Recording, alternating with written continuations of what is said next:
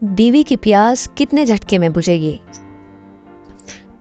जब हम मज़े की बात करते हैं तो बहुत बार मेल और फीमेल दोनों अलग अलग टाइम पे डिस्चार्ज होते हैं, जिसकी वजह से किसी एक पार्टनर को बहुत ज़्यादा बुरा लगता है, बहुत ज़्यादा उसको एडिटेशन होती है कि ये हो गया और मैं तो रह गया, या फिर दोबारा बोलने के लिए बहुत ज़्यादा शर्म आती है। तो क्या मेल और फीमेल को एक ही टाइम पे डिस्चार्ज होना चाहिए? क्या टाइम में फ़र्क हो सकता है? और अगर टाइम में फ़र्क है तो इसे कैसे ठीक करें? मेल और फीमेल डिस्चार्ज में कितना टाइम लगना चाहिए, पूरा डिटेल में बात करती हूँ। इससे पहले अगर आप चैनल पर नए हैं तो सब्सक्राइब ज़रूर करें।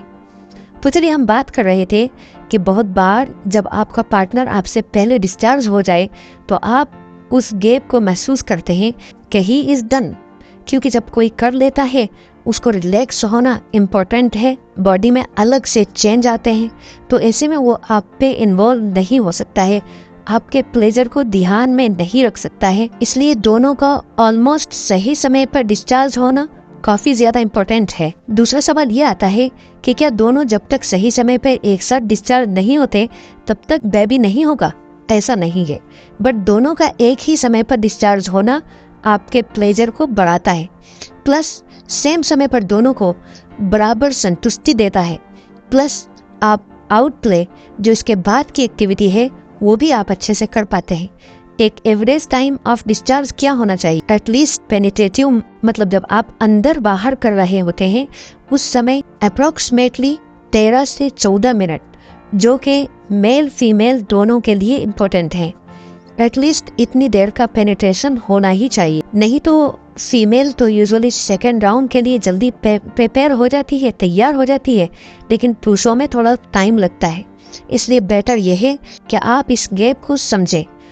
अब बात करते हैं इसको ठीक कैसे करें। पहला, जल्दी जल्दी रोको। बहुत ज़्यादा जल्दी अगर मेल करेगा तो बहुत जल्दी डिस्चार्ज हो जाएगा, प्लस फोर प्ले मिस कर देगा तो फीमेल अभी उस लेवल तक रेडी नहीं होती। दूसरा, कम्युनिकेशन बहुत इंपॉर्टेंट है। बात करते रहो, नीड्स को ज़रूर समझो, क्या चीज़ इंपॉर्टेंट है या होने वाला है या नहीं, इससे कम्युनिकेट करो। तीसरा, बहुत बार म्यूचुअल प्लेजर के लिए हम बोल नहीं पाते, हम बात नहीं कर पाते कि मेरे लिए ये इम्पोर्टेंट है।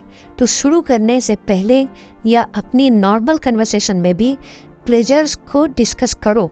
एजुकेशन भी बहुत ज़्यादा इम्पोर्टेंट है, जहां आप आपस में खुल के एक दूसरे के बारे में पढ़ो या फिर इसके बारे में डिस्कस करो। म्यूचुअल प्लेजर फॉर बोथ, क्योंकि दोनों का सेम समय पे इस चीज़ को पहचानना कहीं ना कहीं हमारे रिलेशनशिप को बहुत ज़्यादा स्ट्रॉन्ग करता है।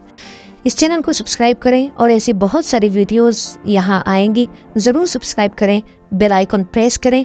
और अगर आपके पास आपको कुछ ऐसा पता है जो शायद मैं मिस कर रही हूँ तो उसे कमेंट सेक्शन में ज़रूर लिख दें, ताकि हम भी पढ़ें, हम भी थोड़ा सा ज्ञान आपसे लें और नेक्स्ट वीडियो में उसे कवर कर पाएँ।